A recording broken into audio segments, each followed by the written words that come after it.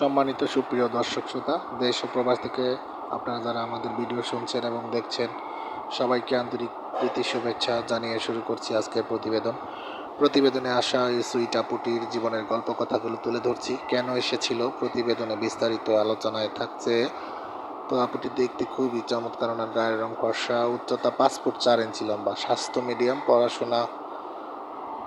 পড়াশোনা আপনার হচ্ছে 8ম শ্রেণী পর্যন্ত পড়াশোনা করেছে। উনি বিবাহিতা।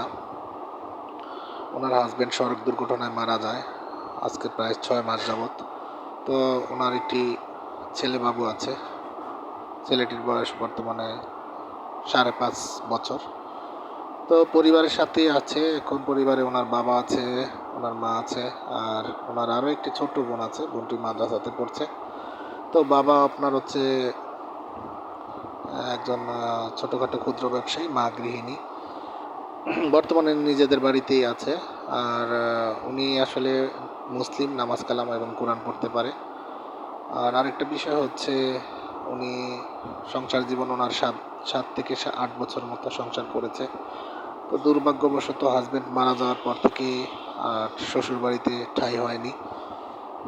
অনেক জঞ্জাল ঝামেলা লেগে আছিল। তো সেই কারণে মূলত বাবার বাড়িতে একবারই চলে এসেছে।